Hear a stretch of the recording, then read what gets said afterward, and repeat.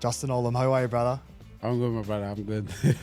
How are you breaking bones out of all people? You're the hardest man to tackle, and you're the hardest blokes in the league, surely. I guess I'm just getting older, I guess. We're playing under Benji, his first year in coaching. Obviously, he's been in the media last week. I thought he copped some unfair criticism. Nah, look, Benji, he comes in early and he does his job. What was life like for you back in your early days? It's so simple. You don't need a lot of money to survive. Rugby League in PNG is like religion. Was that the same for you growing up? People think state of origin is crazy. It's not. Like us in the village, we have a week of state of origin. So your nickname's Fear. Nah, there is no story. He just makes up stuff. Welcome back, ladies and gentlemen, to Let's Trot, episode 23, with one of the NRL's biggest hitmen, Justin Olam. How are you, brother? I'm good, my brother. I'm good. How's things been? Not bad. Trying to adjust my life to the Sydney life at the moment. So it's been good so far. Training and everything's coming along good. My injuries and that. So Well, that was my next question. How are you adjusting to Sydney lifestyle compared to Melbourne? yeah, actually, Sydney is, I would say, like, it's a little bit bigger and, spread it out everywhere. But Melbourne's everything is in one place and it makes it easy. You just go into the city and then go home. I'm still trying to get used to the traffic and even the tunnels and all of all the exits. Especially when I go in there, I depend on the maps right now. And then, The maps ain't going to help you, brother. the maps are not helping. So I'm trying to think about, where I'm going to get out, like the next exit. So I think George Jennings told me that. He said, you just got to remember the exit before you go into the tunnel. I don't think he's a reliable person for directions. I've been lost with him a couple of times, believe it or not. But congratulations, signed with the West Tigers for 3 years. How are you feeling coming up with your first game this week? Thank you. It's been good so far, but it's been a little bit of struggle for me, especially the last year, leading into this year as well. Pre-season, especially with my injury and stuff like that. But, the medical team here has done a really great job. They're really patient with me and they really helped me a lot. And I can say, compared to last year, my knee is way better now. So I'm actually keen to, play with the boys on Saturday, yeah. Yeah, against the Sharks, big game. Exactly. I was going to say, you look pretty fit. Doesn't look like you've missed a day of training. What was the issue with your knee in the first place? I think something wrong with under my kneecap or something. And then my knee is producing all the fluid to ease the friction and stuff like that. And I think, because I kept playing with it, I think if I rested it, might help. I don't know. But there was option for surgery and that, but I'm not a fan of that. So I kept playing with it and then I would keep draining it. And then, as I played with it, I think my quad's becoming weaker. Yeah. And that's where I lose all my strength for my left side. And I think, that's sort of downhill from that. What's the most, how many needles have you had to drain your knee with? How many? I can tell you I hate needles. I'm a little sick when it comes to needles, but You and me both. I lost count. There's that many. I just lost count. I just had one yesterday to get it drained. So, but it's been good. And how are you coming back from your forearm? You obviously had a pretty nasty break, was it? Yeah. My forearm, I think it's healed now. Last year I came back a little bit early, and it was still hurt when I played, but I had the massive padding on, which helped a little bit. How are you breaking bones out of all people? You're the hardest man to tackle, and you're the hardest blokes in the league, surely. I guess I'm just getting older, I guess. You and me both. So that's all come good? Yeah, it's coming good now. I feel nothing now. I feel stronger. It's still a little bit weak in the wrist sometimes, but... How did that come about? How did you end up breaking it? I went into a tackle. I think my style of tackling is I go in with arm and shoulder, and I think full force I hit that... I think it's Rooster's second row, a young fella. I hit him on the elbow, straight, full force. And at that time, I was like, far out, something's wrong. I don't feel right because my whole arm was numb.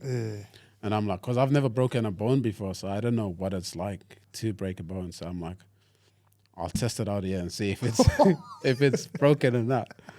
And because we were at the trial and I defended the whole set, and then we got the ball back, and I was like, I'll get the first carry, ran it. And then as soon as I went down to ignite, I'm like, I broke it. And then I just played the ball and then walked out. Oh, far out. Well, it's good to see you're fully fit and healthy. Obviously at the Tigers now. What's your impression with the club? It's been good so far. I think the preseason's really hard. I see the boys training. I'm not in there, but some of the sessions that I went in there, it's very physical and the training is hard. I think our forwards are really fit, which is a good thing. So far, I'm happy with their progression, and especially Benji's coaching style. I think he keeps it simple for the boys, especially with everything that's going on and stuff like that. But I think we're heading in the right direction. So yeah. Well, playing under Benji, his first year in coaching, obviously he's been in the media last week. I thought he copped some unfair criticism from a particular journo, saying that he wasn't a 24/7 coach and that he's not up to it. What's your take on that? Nah, look, Benji, he comes in early and he does his job, and I think the man's got a family as well and stuff like that. Because like for us, like rugby league players, we eat and breathe and live rugby league, and like even when we go out, like not go out, but like end of the season, like you're still given programs to go and follow and stuff like that. So sometimes a downtime for yourself and your family is. As a person, well, you need it. There's no job in the world that's 24/7, firstly. And secondly, like, we talk about mental fatigue, right? Like, there's so much more effort going into the mental aspect in the game. And if you're not getting away and having that escape from time to time, you're just going to go back fatiguing yourself. It just comes back to you, because like for us, for some of the boys that plays international, straight from NRL into international footy, and then in the back of that, like most of the boys are back in training pre-season, and you're like, if I'm not doing something, like I'm going to fall behind. So you ended up training, trying to follow all the programs and stuff like that. And I think, it's our life. We can't complain about it. We chose to do what we do. Privileged. But in saying that, at the end of the day, we are humans. Sometimes we need a bit of downtime and family time and stuff like that. I totally agree with you, brother. Today, our proud partners, SHOEGRAB, best sneaker store in Sydney and Melbourne, have gifted you a pair of sneakers, bro. Why don't you go dig into that and open them up? Let's see what you got. Yeah, buddy. Good. How's your sneaker game? Look, to be honest, I had to stop this year. Stop buying shoes. Oh, really? Yeah, I have a problem. Once I walk past the sneaker store, especially the Jordans and that, I just go in and I buy one. And I ended up buying heaps, so now I'm told myself I'm not going to get anything. Well, I ended up I bought one earlier this year. Well, I hope you don't got a pair of those. Wow, that's really hectic. You know what? I've never had one of those in my collection, so... Oh, beautiful. How good is that? That's really good. They're my favourite pairs of dunks, man. They're mad. Great. Thanks. Thank you, brother. Thank you, SHOEGRAB. very much to SHOEGRAB. Hey, check this out if you want Jordans and sneakers. So, proud Kumul. Born in a small village in Gon. Is that how you pronounce it? What was life like for you back in your early days? I would say it's so simple. You don't need a lot of money to survive, back in my village, because everything's from the land, you farm your own food. Water is free, it's fresh water. We don't have electricity back then, so we're just bonfire in the afternoon. Yeah, wow. Sit around it, family, you cook your own food. Because most of the food's from the land. I think the only thing you need money for is if kids are going to school or, basic needs such as, soap or oil, salt, stuff like that and pair of clothes sometimes, every now and then. But yeah, it's just simple. Most of the houses are, traditional houses, bush materials. You rarely see like roofing iron and stuff like that. So I think lately I went back and it's a bit of change, and then the road, the road's just that road. Yeah, so it's pretty simple.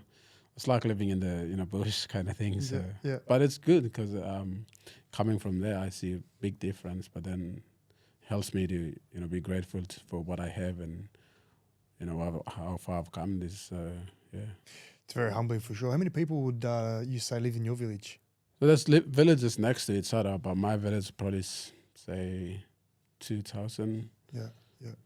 So it's like clans. So it's mostly families making up a village. So everyone there is like a family too. It's like living with your own family. So it's like we would go and sleep in another house, eat food there, stuff like that. You roam around with your cousins. I thought Lebanese had the biggest families, but it sounds like you guys got us covered. Yeah, us is, because all the brothers, like all my uncles, would live together in the village. So my dad, all his brothers, and then they would have kids.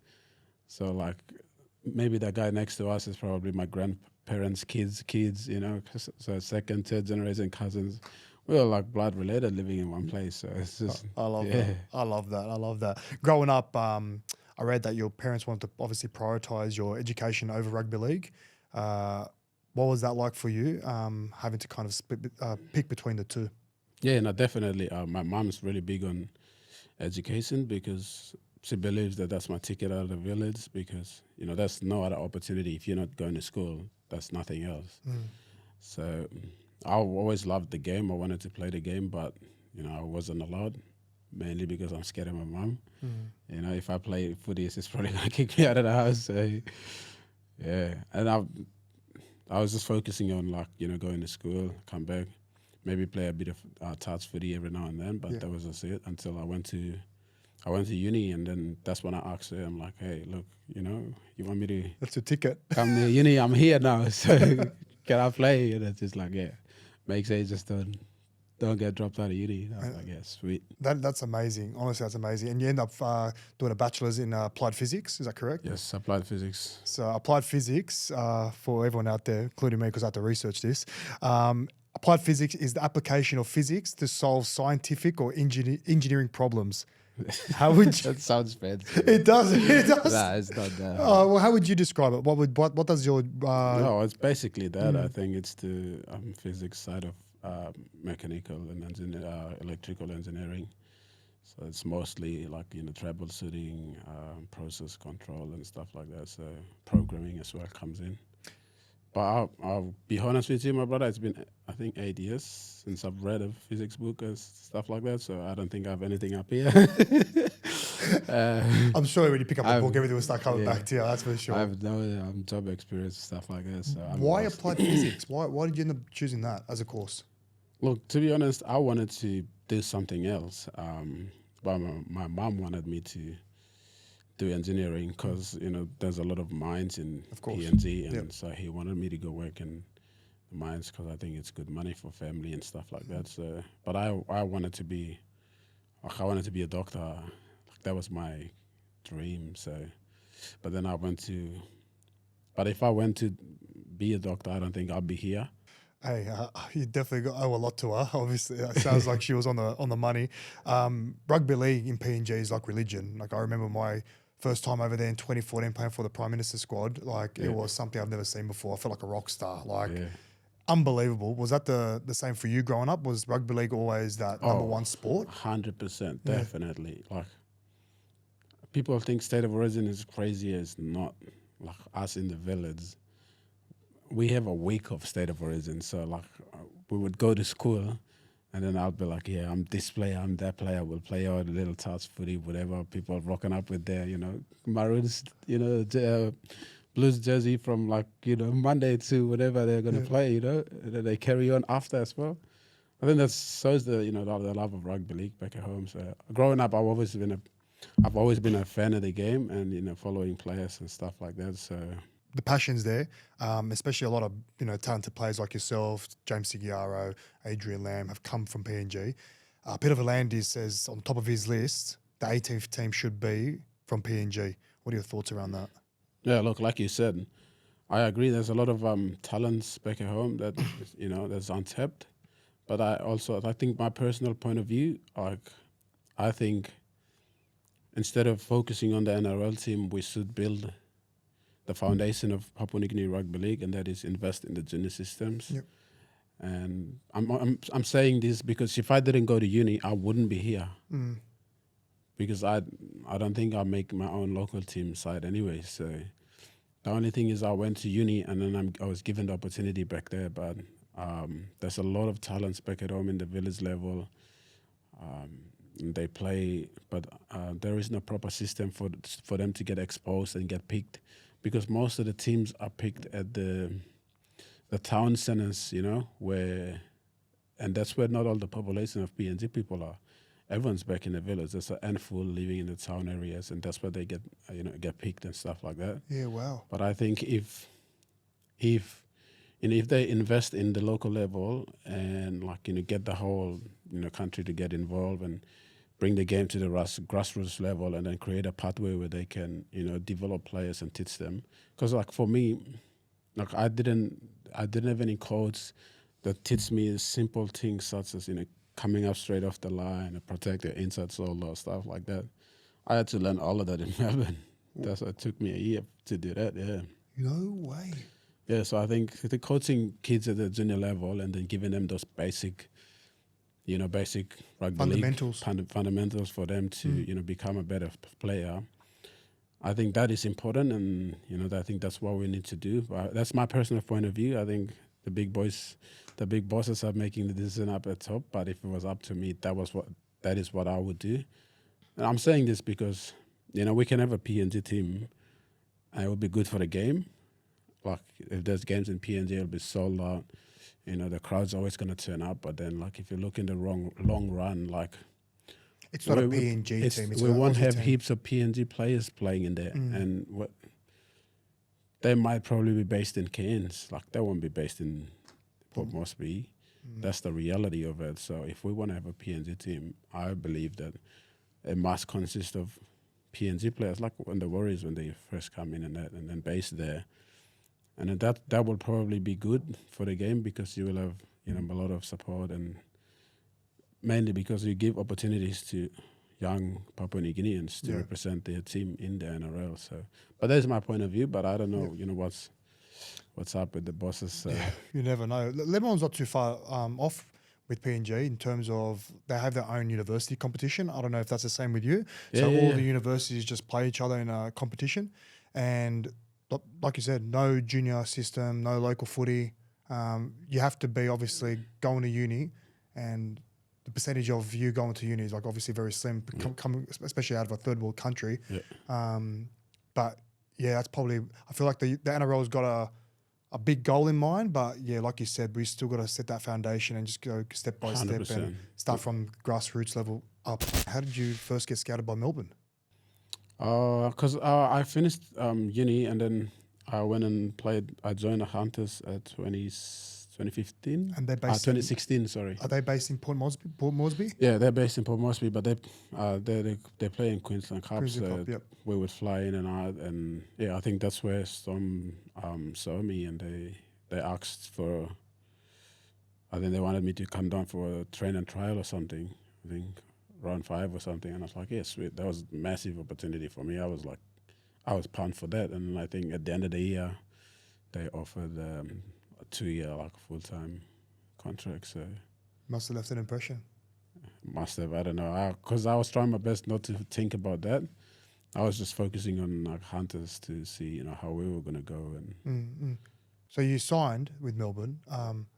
Not bad for a kid that didn't know how to get off the line square or had the basic fundamentals of rugby league. Yeah, because all I knew was, I think we've got some system in the Hunters, but it's like sliding defense and stuff. The coaching is not detailed. Just very basic.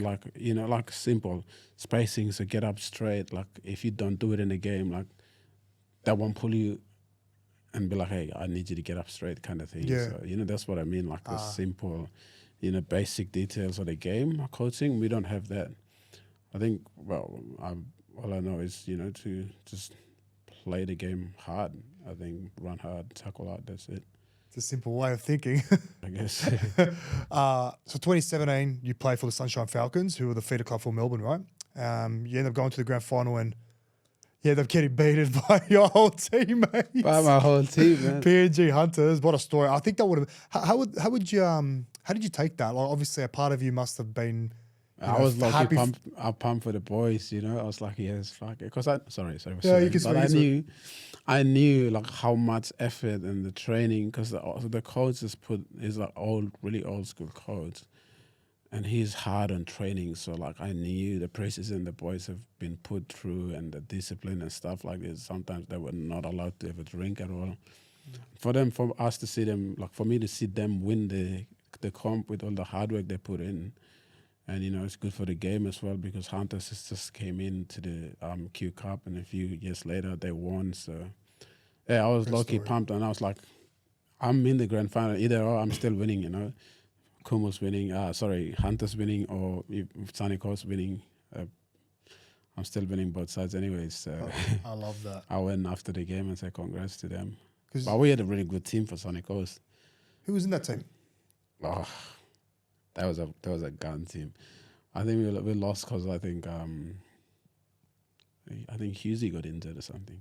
So it's me, Hughesy, Jerome Hughes, Brendan Smith, Hines? Scott Drinkwater. I don't know if Nico's there or not. Tino, Fasua, Jeremy Hawkins. Oh my God. You guys I think Harry's there as well. Oh, really? I think so. Harry must be there. You guys were I've lost. stacked. All the boys that ended up playing in a real, like, How basically. did you lose? No, and I feel like your rise to the NRL was so quick. So 2017, you play for Sunshine, and then 2018, round 9, you make your debut against the Dragons. Yeah. I think, And we played against Youth. I guess Is it you? I can't remember. Oh, nah. But I know that game you ended up setting Foxy up for a try on your debut. Yeah. Because with me and him, I do that like at training. So I'm like, I didn't even know how I threw the pass, but I just somehow knew he was gonna be there. You know, we have that connection. Yeah. Me and him, so that was good. Yeah, you guys were very good pairing. What was your first take on Fox when you first met him? Because I feel like you're a bit more quieter than him. No, because I think we went to the Storm at the same time. Yes. Me, Fox, Tui, I think Hughesy was a year before us, and Brendan Smith. So yeah, we were the same group that goes there. I'm like, I'm so Foxy in the gym, and the bro's like loud and playing the music, and I'm like, okay, here we go. Oh man, because you know what? Like, I don't mind. You know, I love his energy. I just laugh at it because he just makes me feel good. You know, like I'll have a bad day and then rock up the training, and then Fox is like ramping you up. You're ready to go. You know, kind of thing. So. Versity is so funny. Like, he's the best. He puts you off. He just doesn't shut up. Sausage, yeah, sausage, yeah. Like, shut up. And he just got that voice. Oh man, it kills me. Anyway, two blokes can talk underwater, me and him. So funny enough, we started our own podcast. Take me back when Bellyache first called you and told you were making your debut. I was 18th, 19th man at the time.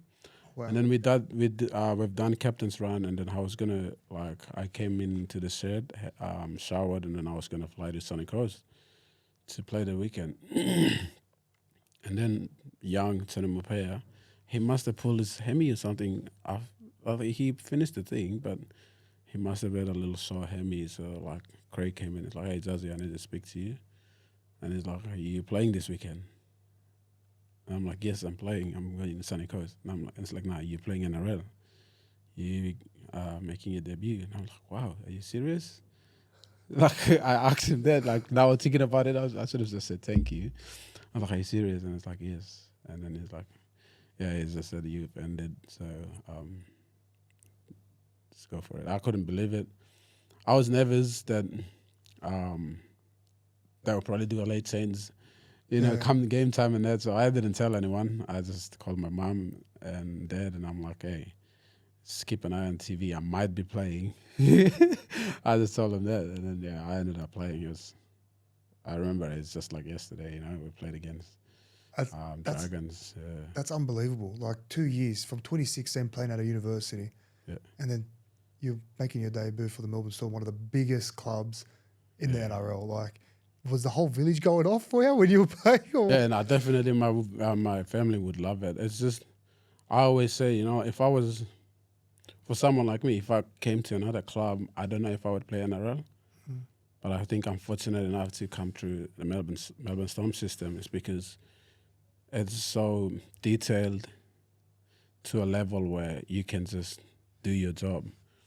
You know, they like, everything is so simple, and they give you a job, and then you just stick to your job. You don't need to be an extraordinary player to play in the Melbourne Storm. But in saying that as well, you have to be consistent with doing your job. So I think that made it easy for me. Like I said, if I went to another club, I don't know if I'm going to play NRL or not.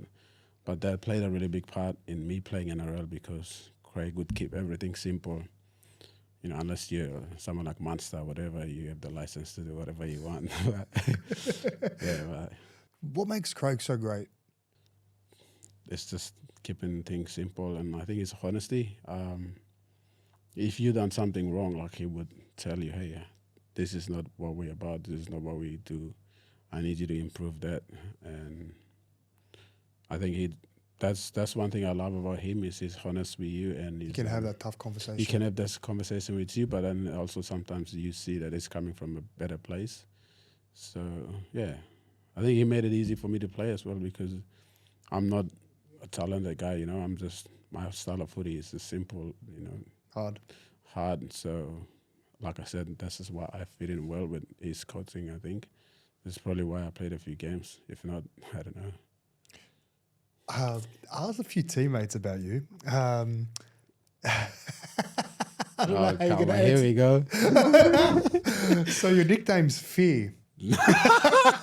Jesse, promise. It has to be Jesse. Hey, I want to know, what is the story behind that? my God. What is the story behind Fear? Nah, there is no story. I think Jesse just makes up stuff. He's just Will Chambers. They just Will Chambers, oh God. There's no story behind Fear. nah, there's no story. I'm not gonna say anything about Maybe that. it's not, maybe it's not for It's camera. not for the camera. Hey, actually, you want to know who it was? I throw him under the bus for you. Cam and Fox. They go, Oh my God. They said, ask him why is his nickname Fear? Get out of here. 2020, 4 years later, you end up winning the grand final, beating us when I was at Penrith. But you had guys like Cam Munster, Felice, you know, Fox, Jesse, the Bromwich brothers. What made that year so special for you, obviously, besides winning the grand final? I think the COVID, we had to leave everything behind and move to Sunny Coast. And Victoria was, under, I think, the most restriction out of all the states in Aussie. And I think for our members and our supporters and all our families are down there, so it's kind of, we're doing it for them. But like for us personally, like game-wise, it wasn't hard, mainly because like we kept everything simple, and the way Smitty takes over the game, it's just Left him out. I know. This is why I think he's the greatest, because you're just so comfortable, and he knows when to do stuff, and I think you just jump at the back of his leadership, and it's just He's got a very calming aura. Like, it'll Calming be all aura, right. yeah, just do your job. Everything will you go just into have that faith that Yeah. we're just gonna come to the other side winning, and that was 1 year that I feel like we didn't play great football, like as in we wasn't breaking records and stuff like that, but we always knew that we were gonna win because we played really simple, and the way Smitty takes control of the game, like I said, just follow him. And then I actually enjoyed that year because we were in the bubble as well, and it's not really strict on why you do the bubble and stuff like that. So we would have fun, like have a few drinks at the bubble and stuff like that. So it's really good, yeah. It's a bit of a hard question to answer, but if you can, who was your favourite player to play with in the Melbourne Storm system? Like, obviously Billy Slater, Cameron Smith, Cooper Cronk, like the Jesse boys. Favorite, like Who was about one person that you really looked up to? look up to probably, I played with Billy. I love him. I played almost 2 years with him. But he's like untouchable. He's up there. He's out of nowhere, like he's one of the great players to ever play the game. He was my role model before I even came to Storm, so I loved him. But I think, when I really got down there, Jesse and Kenny, they kind of like provide this calmness, leadership, where you just be like, yeah, it's gonna be okay, kind of thing. So, and Will Chambers, he really helped me with a lot of stuff. He would, give it to me as well at training and say, stuff to me because we all know what he's about, things he said, but He's an angry man. yeah, but and I always see that it comes from a good place Yeah. because I know he cares about me, and he still, talks to me right now and, about everything that's going on the last few months, and that he's always, reached out to me and looking to help me. And that I've learned a lot from him as a center because he's kind of like me, just play the game hard. and he's been one of the best centers in the game. So when I went down there, I was like, I need to learn from him and stuff like that. So, but apart from that, the best I think I enjoyed playing with is probably Munster, Fox, and Kenny. I put them up there because Was Kenny on your edge? yeah, when we were together at that edge, it was unbelievable. I loved it because we would click, we wouldn't say anything, and we just knew where everyone's gonna be and what we're gonna do. So and people don't understand like how rare, unique that is. Like, because obviously being on an edge, you need 4 guys to be on the same page, think the same, trust. Trust is obviously a massive thing, and like I had that when I was at Penrith. Like I had Kicks, Jerome, Critter, and myself, and I felt like we were just untouchable, man. Like always felt confident going into games. You know what I mean? You know how sometimes in games where you're a bit nervous, you know, like especially when you're D'ing up shape. Yeah, I felt confident all the time. Like I always knew they had my back. Yeah, and that's the same feeling. Like I always knew we were gonna cover it up every time when we played together because, like I said, you know, we have our own strengths, but we fit in together as a puzzle. You know, Kenny's like leadership that holds everyone's down. Munster just do his own thing, go off his head, and like, you know, blind breaks, score tries, you know, set up tries and stuff like this. Foxy is really loud, so he would call out the shapes, or, you know, defensively it really helps us. And I just fly under the radar, just play hard. That's it. Yeah, just kill people. But your year after, 2021, you end up picking up the Centre of the Year award. I feel like your career just did not take a backward step. Like 16, you're playing out of university. You get picked up by Melbourne on a training trial. You debut. You go on to win a grand final, and now a Centre of the Year award. Like, what do you put that down to? Like, did you apply yourself constantly to the game, or? Look, I think I don't really like, you know, if anyone say they don't care about our awards, I think they were lying. I want to win it, but I wasn't focusing on that. Like I was just enjoying the game, like playing with the boys.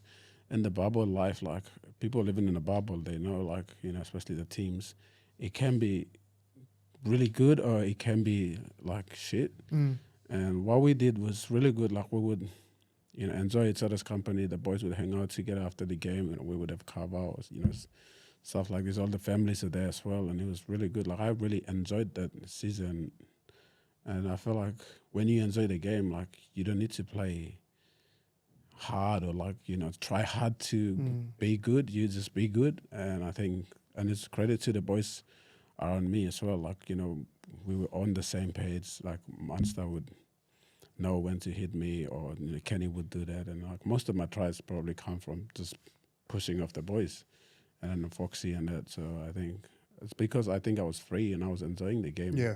But it was not just on the field. It was just having fun off the field. What as you well. just said was so important. Like you were playing free.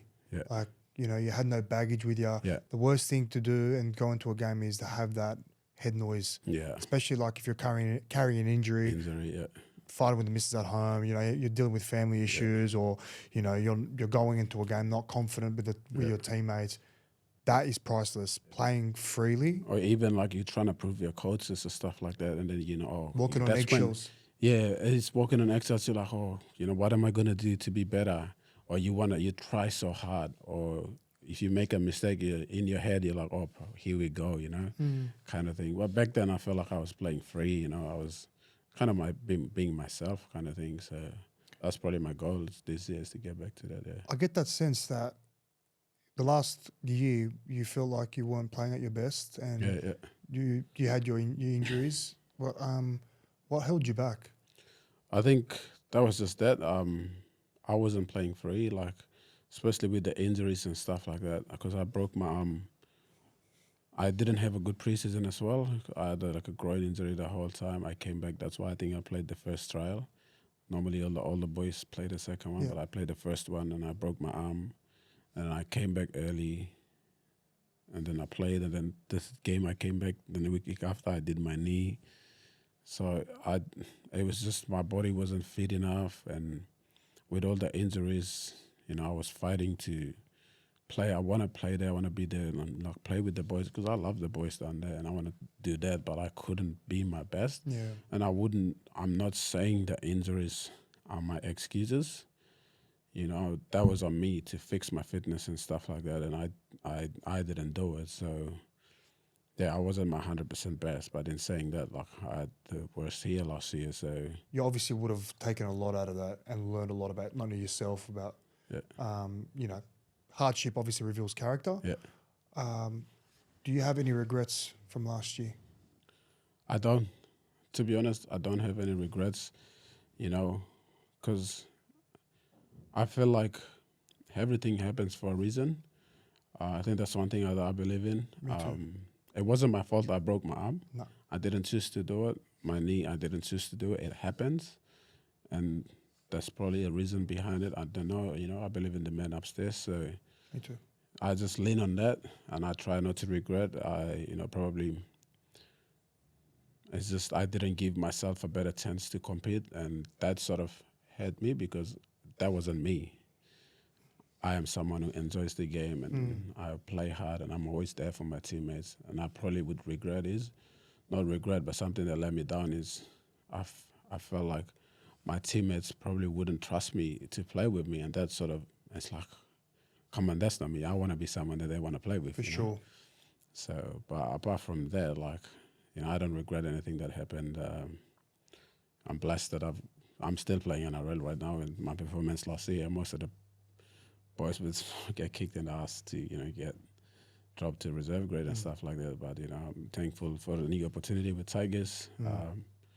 And, like, that was full credit to Benji. Like, when he went down to meet me, like, I wasn't 100% healthy. And I told him that. I'm like, look, this is my knee. And I'm like, I'm not healthy. I'm putting in the work to get there. But he's showed trust in me. So I think, you know, thanks to him and all the medical stuff here, like I said before, they've put in the work, came out of, you know, their own time and day off and stuff like that, and they would treat me. And I think that they've given me the best opportunity, so now it's my turn. I want to repay them, in a sense, I guess. Obviously, you know, some things have to run their course and you've had to kind of, leave Melbourne. Yeah. Obviously, you were there for quite a while. Like, they gave you your first shot. You were 100%. very emotionally invested in that club. Did you want to leave? I'm loyal to them because they brought me here. Like I said, in saying that if I go to another club, I didn't know if I was going to play another or not. Now looking back at it, I'm grateful that I went to Storm, and, you know, thanks to them, like, they're probably they brought Marcus Bayer down, you know, from PNG, a local boy, gave him opportunity to play NRL. He played 100 games. I love Marcus Bayer. They've done the same for me. So that's all I was seeing. And I didn't want to leave because, you know, all my best mates are down there. Melbourne's like home to me. And I didn't want to leave, but at the end of the day, like, I have to respect them as well. As a club, they need to make decisions around for them to get better. Of course. So, yeah, it was my decision to make, but I gave it back to them. And I'm like, look, you just brought me here. You installed most of the things that I don't know as a rugby league player in me and basically built me up to who I am right now. So it is your decision. If you just want me to stay, I told them my heart and soul is here. If you just want me to go, this is your decision to make. So they basically said, hey, look, you know, this is where we heading with the club. So I said, thank you. I said goodbye to the boys. It was probably one of the hardest goodbyes. Like, you know, I was so emotional, you know, seeing the boys because some of them, like, you know, like people like Tui and Nelson, them, like, we sort of lived together for the last, you know, 6 years and that. So, but it was emotional, but I think it's a fresh start for me. So that's how I see it, I guess. I was the same when I left Penrith, man. Yeah. I remember I was walking into training and all the boys were in the theatre and just opened the door and, you know, Ivan gave me the floor and, bro, I couldn't get 2 words out, 3 words out. I was just in tears, man. And I was the same.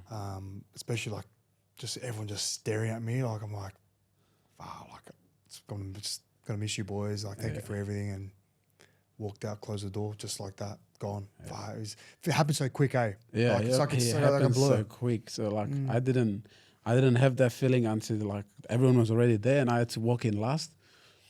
And then, like, you know, they were talking about me. Like, they try to give you a little bit of history before they want you to talk, kind of thing. So they was like, oh, does he come in here, this.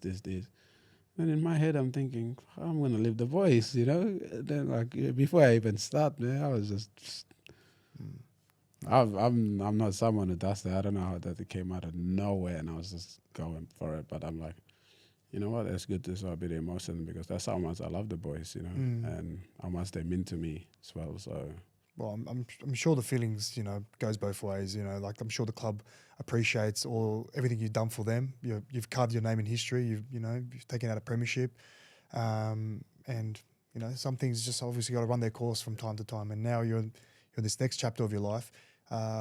Tell me, with Craig, do you believe it'll be his last year coaching? I don't know. I don't know. To be honest with you, like I have no idea. What's your gut say?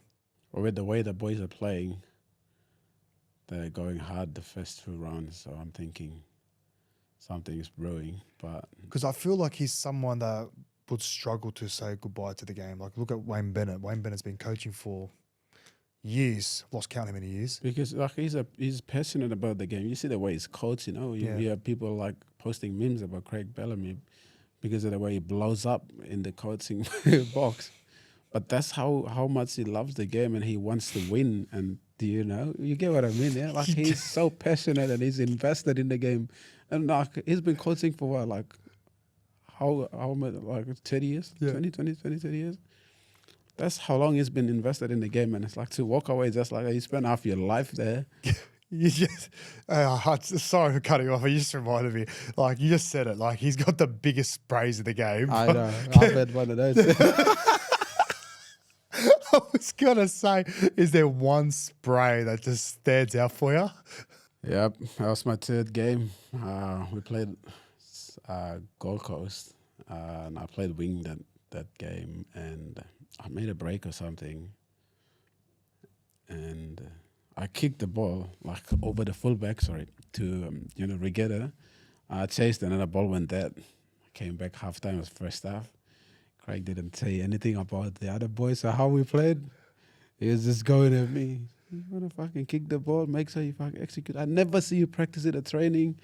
He's just having a go at me, but he didn't know I actually used to practice those. So Cameron Smith must have shown me, practicing those kicks. You know, when you make a break and then you kick when the fullback comes, you kick to go back.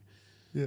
So after the game, we ended up winning the game. So after the game, he brought me to Craig and it's like, hey, mate, listen, I used to see Jazzy practicing the kicks. So I see he had my back there. And then he's like, oh, fuck, if you want to do it, then execute it. After that, I'm not kicking the ball ever again. Does anyone dare laugh? Like, it'd be so hard not to laugh. Probably the senior boys, but for me, I'm like, I'm done here. I'm going home. I'm going back to PNG. I know. It's so scary, you know. You would see him in the TV and to actually him having a go at you, like I was like, oh, my career is done here. I love that. Bye. What's in the sauce? A bit of true or false, a bit of trivia questions, a bit of lighthearted stuff, all right? Nothing too hard. Oh, I don't want to actually ask you this, but I'm going to anyway. True or false? The try you scored in the 2020 Grand Final was awarded a penalty try. Was that the right call? True or false? True. Oh, here we go. Because I actually felt like I was reaching for the try line, and then I'm like, where did the ball go? That was the weirdest game ever, man. Did you kick it? Nah, Tyrone Mays kicked it. Oh, yeah, Tyrone Mays kicked it. That's why I told them, I'm like, hey, I went for the try. Like, if he didn't kick that, I would have scored it. Man, that was the weirdest game ever. That was just the weirdest day. It was like, for us anyway. I remember it was just pissing down rain, and the way that game started for us, man, like it was just so weird. So weird. True, you guys just scored some unbelievable tries, like Pappenhausen off the scrum. They threw an intercept pass. You got the penalty try. Cam puts in a little grubber, like a metre off the line. It pinballs off 5 players. He scores. Like, I mean, what is it the one that someone hits his hand and he's get it? See, like he's so aware of the game. Like People will think that gets dropped and they'll... My first try in that first half, that was not obstruction. There's no way Brenko Lee was going to get to me. There is no way. I was like, oh, man. Hey, you just got to blame the rules, my brother.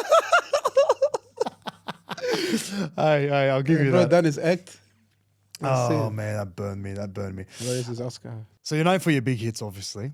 Who's one person you'd love to shoot out of the line and jam? I don't think I have... Like, I have people that I go after. I don't think I have it. Yeah. It's just like in the game, when it presents itself, like, I go for it. Like, people, I'm not that, like, angry person that will look for people and stuff like that, you know? There has to be one. There has to be one that you would love to put a big shot on. Nah, I wouldn't. Because when you shot Zach Lobex in the trials, they looked like there was something in that. It looked Yeah. Hey. I know where you're trying to get to. I'm joking. Okay. What about, like, you obviously know for your hits, but you copped a beauty last year. Yeah, I did. Oh my God. Hamale and Joshi, I think. and Joshi. Yeah. Did you feel that? You must. Because I caught the ball and I think I turned around this way. Yes. And then as soon as I turned, like, they were inside me already. Oh, where? As in, like, here already. Hey, So, like, here already. There's nothing I could do. And, yeah, I think that's probably, like, my second biggest, like, you know, concussion, I think. Well, you can cast. I think so. I must, because I stood up. Like, I was all good, and then I played the ball. And after that, I was just, like, I was trying to, like, chase, because they made a break, and I was chasing the bro, and I was like, fuck, I couldn't get there because I was trying to run hard, and I couldn't run at all. Yeah. And then they pulled me aside. But I don't know how I passed the concussion test, the concussion HIA. test. I think the worst one I got was we were playing Hunters, and, like, I went up to hit one of the Dolphins boys, and I think it's Aboriginal center. I think it's kind of old back in the day. So, bro, like, we had close to each other, and I totally don't remember the whole half of the game. Yeah. Were you still playing though? I played. Yeah. But I felt like I had no recall of the game. I felt like it was a dream. Like, I'm like, fuck. If they noticed and if they run the ball like my side, they would have scored it easy, and I wouldn't be there. Like, I was impressed. You can't make sense of it. It's happened to me once as well when I was playing Reggie's in 2011, I think it was, and I was playing fullback, and I went to go pick up a grubber in the in goal, and the back rower, you can see it in the video, clinched fist and clocked me right here on my temple. Yeah. I was snoring in the in goal, and snoring is proper snoring. I was gone, but you look at the video, and I'm looking at them, and they do a test on me, and I was back playing. But I woke up. This was the first 5 minutes of the game. I woke up with 15 minutes to go in the second half, and I'm on the wing, and I was just like walking on the grass. I walk on the field. I'm like, what the hell? Why am I? Like, I couldn't feel if it was real or like you said, a dream. But it feels like a dream. I had no recollection of the game. It's like I was on autopilot for the whole game.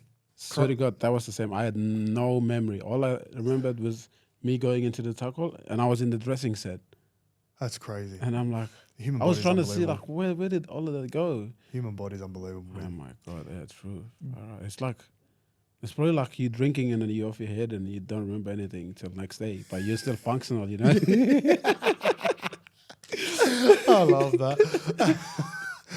You're like, oh, did I actually do that? I'm with you on that one. Growing up, who did you support, and who was your idol?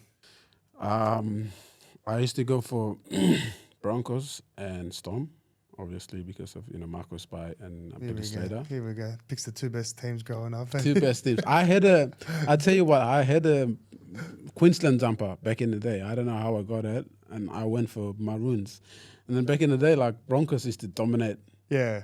They were too good. Queensland, so that's why I was like, okay, Darren Lockyer, Broncos, thick. And then Billy the Kid came in, and then he just told me he's out of nowhere, man. Obviously, a lot of talent has come from PNG. Who would you say your best 5 players of PNG players? Look, Marcus Baez. No. He's up there. What's he doing with it? Do you know what he's doing with himself these days? I think he lives in Gold Coast now, with his family. He's got 2 young kids who are coming up. They're going to be something special as well. They're really big and, very skillful. So I have Marcus Boy. I put David Mead up there. Yeah. Because of the amount of games he played. Captain the Kumals a fair few times. He was a freak, man. Him and Kevin Gordon playing on the wings for the Gold Coast Titans back in the day. They're the fastest wings in the comp. Yeah, and I put Balnumapo. He's, I think back in the day he came and played Canterbury. But he used to be Kumul Sena. He's well known for, he played during like mile era and that, but his name is just so loud. He's from my district. No, really? Sadly, late Balnumapo, he passed away. But yeah, he's the man. Trey. Adrian Lamb.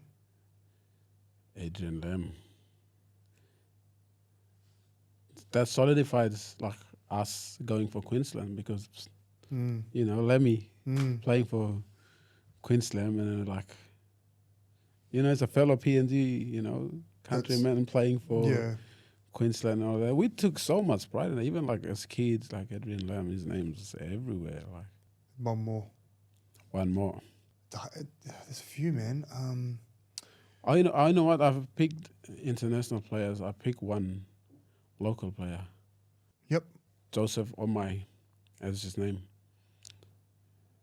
PNG is known for running hard and straight. The bro was a weapon of footwork, and he plays second row lock. He went on winning like I think 4 premierships in a row back at home. Wow. Skipper. He played till, and then he, I think, retired or something. Came back, won 2 more. Did like a Michael Jordan. So yeah, the bro is the most skillful person. I wished he got exposed to come and play like NRL and stuff like. There's a lot of great players. I would put Glenn Nummy in there as well, local talents. But yeah, Joseph was my man, untouchable as force. Brother, I got no doubt. I remember playing in the Prime Minister squad. Man, there were so many talented boys there. Like I actually didn't know personally, but they could all play, could all hit hard. They're like, you guys were like kamikazes. You not care at all for your body. Like you just come out of the line and just shoot, jam, hit, run hard. Like you won't question the passion of the PNG boys. That's for sure. That's what I mean when I said we need the basic fundamentals of the game, training how to play, how to run the right line, how to defend properly, because they play with a lot of intent and everything's already. Most of them are skillful, but they don't have the basic fundamentals. To applying it. Yeah, to applying it. So like sometimes I go back and I you watch the replay of the tries scored against us is a simple inside shoulder, or someone should have put pressure, like inside pressure to help the defense or stuff like that. We're just missing those little things. And I would speak the same for most of the local Fijian boys and that, because now they're lucky they've got heaps of boys in the NRL, help them with that. But if you see the boys coming straight from the village, raw talent, that'd be good. But those little things, you're like, oh, if only you did that, Yeah, kind of thing. Yeah. No, I like that. After rugby league for you, would you go back to PNG or would you stay in Australia? It depends. I still want to go back and help the young kids back at home. Hopefully, I'm starting a foundation, so hopefully I can, go back and do some coaching and help with the junior kids, junior system that I spoke about. Yeah. I think that is important, and that's something I always wanted to do, passionate about. So I would probably go and do that, but I would love to live here. So mainly if I have kids and for opportunities, because there's not a lot of opportunity back at PNGs. So that'll be for opportunity. If I'm by myself, whatever, I don't care where I live. Would you go back doing something with your degree? That depends. Like if I have no other options at all, I'll probably fall back to that. But like I said, right now I've got knowledge of the game. I want to impart it to the next generation coming up. So hopefully I get some help around that. And like I said, I'm starting a foundation. So look to get some boys here help, coach local boys, coaches and stuff like that. So I love that. hopefully that goes well, man. And what's 2024 look like for you? What's your goals? My goal is to get back and play as free and just be myself, I guess. And I owe the Tigers for believing in me, so hopefully I can give it back to them. And something for myself as well. I wasn't me last year, so I want to be me this year. And I've done the work. I've lost a bit of weight and stuff like that. So Yeah, you look it. yeah, I've lost it. I'm skinny now. I've lost like 8 kilos. Far out. Yeah. So yeah, it's been going good so far. So like I said, I just want to be myself and help the Tigers, win a few more games and prove the doubters. Love that, brother. Well, there's one thing I can't fault, it's your dedication, your passion for the game. So I can definitely see some big things coming your way, brother. And I'm really excited to see this next chapter of your career. Thanks for coming on the show. And thanks, man. I appreciate it. best Thanks of luck for in your having first me, game. and thanks SHOEGRAB for the new shoes. Probably wear them to the game and for this and that. So yeah, Very if good. you want to grab a sneakers, jump on. Thank you, brother. Good luck.